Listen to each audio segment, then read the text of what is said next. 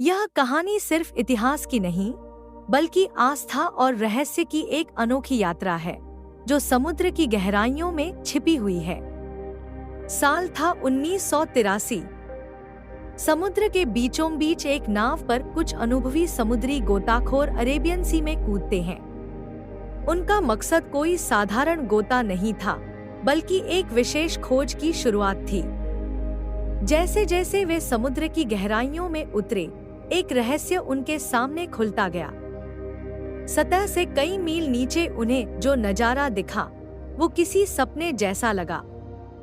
एक विशाल नगरी, ठीक वैसे ही जैसे आज के आधुनिक शहर होते हैं, समुद्र की गोद में छिपी हुई थी। ऊंची ऊंची दीवारें, सड़कें, मूर्तियां, महल और एक पूरी सुव्यवस्थित बस्ती। ये दृश्य किसी जादू से कम नहीं था। ऐसा लग रहा था मानो समय वहीं रुक गया हो। जैसे ही गोताखोरों ने इस नगरी को छूने की कोशिश की, मानो इतिहास खुद उनके सामने सांसें लेने लगा हो।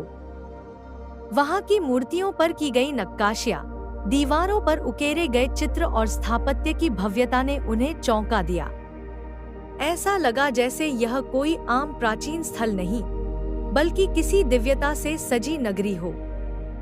जब उन्होंने वहां से पत्थरों के नमूने इकट्ठा किए और वैज्ञानिकों ने उनकी जांच की, तब सामने आया कि ये पत्थर महाभारत काल के थे।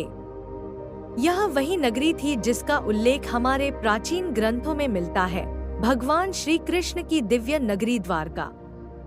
और यही शुरुआत थी एक ऐसे रहस्य की खोज की, जिसने पूरे विश्व का ध्यान खींचा। कई बार जो बातें हम ग्रंथों में पढ़ते हैं, उन्हें सच्चाई के रूप में देखना किसी चमत्कार से कम नहीं लगता। दोस्तों, श्री कृष्ण का साम्राज्य केवल धरती पर सीमित नहीं था, बल्कि वह आज भी हर आस्तिक के हृदय में जीवित है। लेकिन आज हम आपको उस अदृश्य साम्राज्य की सैर कराएंगे, जो धरती पर नहीं, बल्कि समुद्र की गहराइयों में छिपा हुआ है। यह वही पवित्र स्थान है, जहां श्री कृष्ण ने अपनी सत्ता की नींव रखी थी। हर कण, हर दीवार, हर पत्थर उनकी दिव्य लीलाओं का साक्षी बना हुआ है। वहां की हवाओं में आज भी श्री कृष्ण के नाम की गूंज सुनाई देती है, यद्यपि वो नगरी अब जल के नीचे सो रही है। आज वहां सिर्फ समुद्र की लहरों की गूंज है, पर कभी यह नगरी नदियों और समुद्र के संगम पर बसी थी। और आज भी वह स्थल श्रद्धालुओं के लिए एक पूजनीय देवभूमि है।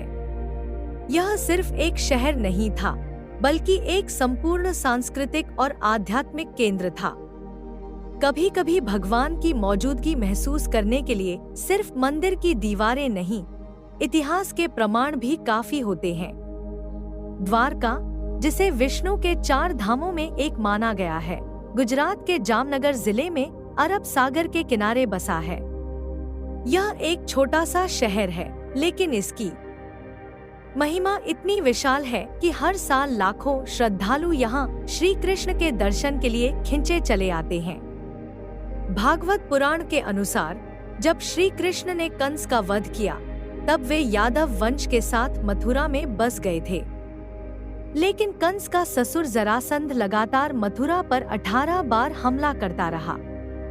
इन हमलों से तंग आकर श्री कृष्ण ने एक नई और सुरक्षित नगरी बसाने का निर्णय लिया। उन्होंने समुद्र के बीच एक विशाल नगरी के निर्माण की कल्पना की, लेकिन इसके लिए समुद्र देवता की अनुमति आवश्यक थी। श्री कृष्ण ने समुद्र देव की तपस्या की और प्रसन्न होकर उन्होंने 12 योजन भूमि प्रदान की, जिस पर भगवान विश्वकर्मा ने द्वारका का निर्माण किया। इस दिव्य नगर की भव्यता आज की किसी भी आधुनिक शहर को पीछे छोड़ सकती है। ध्यान से सोचें, जब देवताओं ने ही इस नगरी का निर्माण किया हो, तो उसकी भव्यता कितनी अद्भुत रही होगी। यह नगरी सिर्फ एक राजनीतिक राजधानी नहीं थी, यह श्री कृष्ण की लीला का केंद्र था। यहाँ यज्ञ होते थे, संगीत बजता था और प्रेम, करुणा और न्याय की गूंज हर गली में सुनाई देती थी। द्वारका एक अत्याधुनिक नगरी थी, जिसकी वास्तुकला और योजना इतनी सटीक थी कि आज के इंजीनियर भी हैरान हो जाएं। यहाँ की सड़कें, सोने से बने महल, विशाल द्वार, सुंदर बगीचे और तालाब अत्यंत कलात्मक रूप से निर्मित किए गए थे। इस नगर के मध्य में श्री कृष्ण का महल स्थित था, जो सबसे भव्य और आकर्षक था। उस महल के भीतर के गलियारों में नंद, यशोदा, राधा और रुक्मिणी की यादें गूंजती थी। जब निर्माण पूर्ण हुआ तो श्री कृष्ण ने अपनी योगमाया से पूरे यादव वंश को मथुरा से द्वारका ले आए।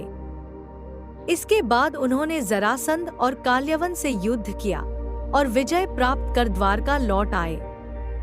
वहां उन्होंने अपने परिवार के साथ सुख और समृद्धि से जीवन बिताया। यह काल द्वारका के स्वर्णिम युग का प्रतीक बन गया। इतिहास के इन पन्नों में छिपी हुई ये कहानियां न केवल आस्था जगाती हैं, बल्कि गहरे रहस्य भी खोलती हैं। द्वारका के डूबने को लेकर कई रहस्यमय कथाएं और मान्यताएं प्रचलित हैं। महाभारत के अनुसार महायुद्ध के पश्चात जब पांडवों ने विजय पाई, तब गांधारी ने श्री कृष्ण को श्राप दे दिया था कि जैसे कौरवों का वंश समाप्त हुआ, वैसे ही यदुवंश भी नष्ट हो जाएगा। इसके बाद द्वारका में संघर्ष शुरू हो गया। सभी यदुवंशी आपस में लड़ झगड़ कर मारे गए। बलराम ने शरीर त्याग दिया और श्री कृष्ण अत्यंत दुखी होकर वन में एकाकी विचरण करने लगे।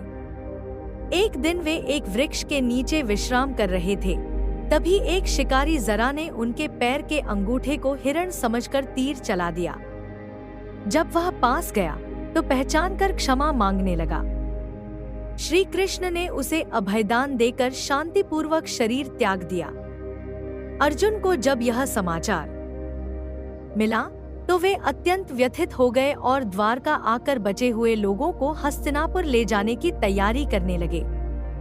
जैसे ही वे नगर छोड़ने लगे, पूरी द्वारका नगरी समुद्र में समा गई।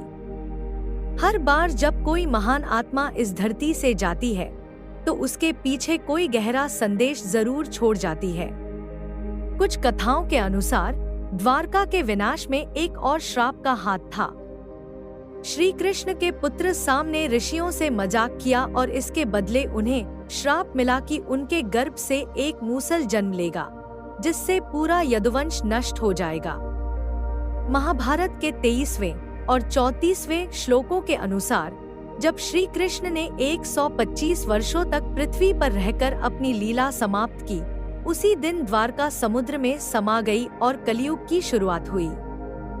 समुद्र देव ने पुनः अपनी भूमि वापस ले ली और द्वारका को डुबो दिया, किंतु श्री कृष्ण का महल बचा रहा, जैसे उनका संदेश आज भी हम तक पहुंचा रहा हो। जो समय के साथ मिट जाए वो इतिहास होता है, और जो काल से परे हो जाए वो अध्यात्म बन जाता है। आज द्वारका एक रहस्यमय नगरी बन चुकी है, जिसकी खोज आधुनिक विज्ञान और पुरातत्वविद कर रहे हैं। महाभारत में वर्णित द्वारका को समुद्र की गहराइयों में डूबा हुआ बताया गया है, और इसी आधार पर यह स्थान एक महत्वपूर्ण पुरातात्विक स्थल बन चुका है। सबसे पहले इसके समुद्री अवशेषों की जानकारी भारतीय वायुसेना के पायलटों को मिली, जब वे इस क्षेत्र के ऊपर उड़ान भर रहे थे। 1970 में जामनगर के गजेटियर में भी इसका जिक्र किया गया। तब तक कई लोग द्वारका को सिर्फ एक कल्पना मानते थे, लेकिन इस खोज ने सब कुछ बदल दिया। श्री कृष्ण ने कहा था कि द्वारका समुद्र से प्राप्त भूमि पर बसी थी, और जब समुद्र ने वापसी की तो यह नगर उसमें समा गया। जिसे कभी कल्पना कहा गया था, वह आज प्रमाण बनकर सामने खड़ा है। Doctor S.R. राव जैसे प्रसिद्ध पुरातत्वविद ने 1979 में समुद्री द्वारका की खोज शुरू की। उनकी टीम ने कई चौंकाने वाले अवशेष खोजे, जैसे 560 मीटर लंबी दीवार, जो महाभारत में वर्णित द्वारका की दीवार से मेल खाती है। 50 में से 30 खंभे भी पाए गए, जो पौराणिक ग्रंथों में उल्लेखित हैं। कई प्राचीन बर्तन और पत्थर की नक्काशीदार वस्तुएं मिली, जिनकी तिथि 1500 से लेकर 3000 ईसा पूर्व के बीच की मानी गई। कुल मिलाकर 500 से अधिक वस्तुएं मिली, जो यह प्रमाणित करती है कि द्वारका एक सजीव नगरी थी। हालांकि इसकी तिथि को लेकर विवाद है, परंतु प्रमाण यही कहते हैं कि द्वारका कोई मिथक नहीं बल्कि ऐतिहासिक यथार्थ है। जब विज्ञान और आस्था एक जैसे संकेत देने लगे तो सच्चाई खुद बोलने लगती है। भारतीय समुद्र वैज्ञानिकों का मानना है कि पश्चिमी तट पर मिले अवशेष 9000 वर्षों से भी पुराने हो सकते हैं। 2005 में भारतीय पुरातात्विक सर्वेक्षण ने फिर से द्वारका की खोज शुरू की और 2007 में नौसेना के गोताखोरों की मदद से समुद्र में गहराई तक उत्खनन किया गया। वहां से चूना पत्थर के खंड मिले जो एक विशाल समृद्ध नगरी का संकेत देते हैं। साथ ही कई सिक्के और कलाकृतियां मिली जिनकी तिथियां भी पुराने प्रमाणों से मेल खाती थी। खोज में एक 9 किलोमीटर लंबी प्राचीन नदी और उसके किनारे कई सभ्यता के अवशेष मिले जिनका कार्बन डेटिंग से पता चला कि वे 9000 साल से भी अधिक पुराने हैं। यहाँ मिले शिल्पों और जहाजों से यह भी साबित हुआ कि द्वारका कभी एक समृद्ध व्यापारिक बंदरगाह था जो 15वीं से 18वीं सदी तक सक्रिय था। इतिहास के इस गहरे समुद्र में आज भी कई रहस्य छिपे हैं जिन्हें जानने का सिलसिला अभी थमा नहीं है। इतिहास, विज्ञान और आस्था के इस संगम में द्वारका एक ऐसा उदाहरण बनकर उभरती है जो यह बताता है कि हर मिथक के पीछे कोई न कोई सच्चाई जरूर छिपी होती है। समुद्र की गहराइयों में सोई यह नगरी हमें बार बार यह याद दिलाती है कि समय चाहे जितना भी बीत जाए, कुछ कहानियां कभी नहीं मरती। श्री कृष्ण की लीला आज भी सिर्फ मंदिरों में नहीं बल्कि इन पत्थरों और इन लहरों में भी जीवित है। शोधकर्ता आज भी हर साल गोताखोरी करके इन प्रमाणों की जांच करते हैं और हर बार कुछ नया सामने आता है। कोई नया खंभा, कोई नई मूर्ति या कोई ऐसी आकृति जो महाभारत की कथा से मेल खाती है। इन खोजों से न केवल द्वारका का अस्तित्व सिद्ध होता है बल्कि यह भी स्पष्ट होता है कि हमारी सभ्यता कितनी प्राचीन, विकसित और दिव्य थी। शायद आने वाले वर्षों में तकनीक की मदद से हम समुद्र के नीचे उस संपूर्ण द्वारका को फिर से देख पाए जैसा वह श्री कृष्ण के समय में था। तो दोस्तों, द्वारका सिर्फ एक डूबी हुई नगरी नहीं है, यह उस विश्वास का प्रतीक है जो सदियों से भारतीय संस्कृति की आत्मा में बसा है। यह प्रमाण है कि जब अध्यात्म और विज्ञान मिलते हैं तो चमत्कार घटित होते हैं। अगर आपको यह रहस्यमय यात्रा रोमांचक लगी हो तो इस वीडियो को जरूर लाइक करें, अपने विचार कमेंट में लिखें और ऐसे ही अद्भुत विषयों के लिए हमारे चैनल को सब्सक्राइब करें, क्योंकि हम लाते हैं आपके लिए वो कहानियां जो इतिहास से होकर अध्यात्म तक जाती हैं। फिर मिलेंगे एक नए रहस्य, एक नई खोज के साथ। जय श्री कृष्ण।